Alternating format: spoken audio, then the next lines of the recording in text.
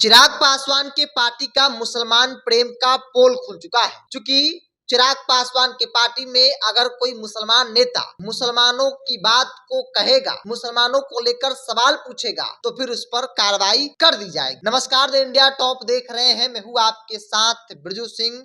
इन दिनों देश भर में वक्फ संशोधन अधिनियम 2024 की चर्चा खूब हो रही है, राजनीति भी खूब हो रहा है, पक्ष विपक्ष की बातें सामने आ रही है।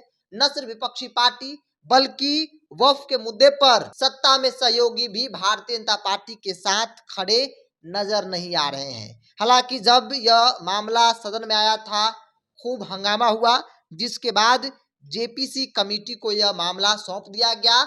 वहां पर इस मामले पर डिबेट हो रहा है, वहां पर इस मामले पर वार्ता जो है वो हो रही है। लेकिन दूसरी तरफ राजनीतिक तौर पर कई सवाल भारतीय जनता पार्टी के सामने न सिर्फ विपक्षी पार्टियां बल्कि सत्ता के साझेदार भी पूछ रहे हैं। इसी बीच खबर आई कि चिराग पासवान के पार्टी के अल्पसंख्यक प्रकोष्ठ के पूर्व प्रदेश अध्यक्ष और वर्तमान में एक बड़े नेता की हैसियत से पार्टी में इमाम गजाली ने स्पष्ट तौर पे कहा कि वक्फ के मुद्दे पर चिराग पासवान भारतीय जनता पार्टी के साथ कतई खड़े नहीं रहेंगे।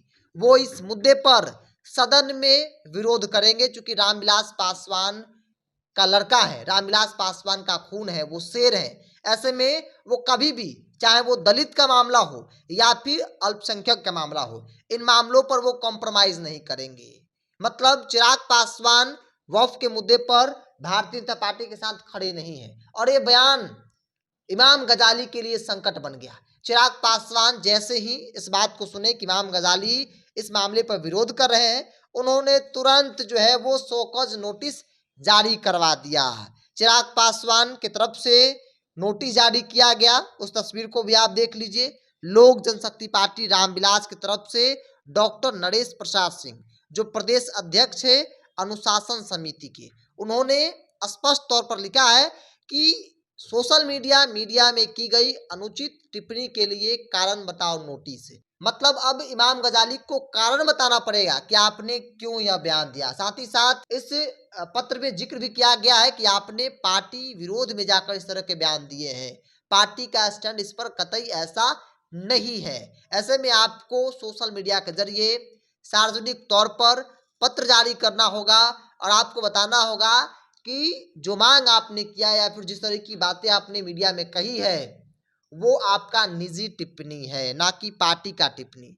आपको 24 घंटे के अंदर इस तमाम मुद्दों को लेकर जवाब देना होगा। देखिए, 2-3 पॉइंट में इन बातों का जिक्र किया गया है, जिसमें लिखा हुआ है पहला पॉइंट कि मीडिया में की गई आपकी टिप्पणी और अनुचित भाषा के प्रयोग के लिए एक लिखित स्पष्टीकरण इस नोटिस के प्राप्ति की तिथि से 24 घंटे के भीतर आपको देना है। दूसरा पॉइंट है कि कोई भी सार्वजनिक बयान देने से परहेज करे। तीसरा है कि एक सार्वजनिक स्पष्टीकरण जारी करें जो आपकी व्यक्तिगत टिप्पणी से पार्टी को अलग करता हो और एनडीए के सिद्धांत और नीतियों के प्रति लोक जनशक्ति पार्टी रामविलास की प्रतिबद्धता की पुष्टि करता हो। मतलब इमाम गजाली ने बस इतना कहा कि वक्फ के मुद्दे पर चिराग पासवान भारतीय जनता पार्टी के इस संशोधन विधेयक जो है उसका समर्थन नहीं करेंगे।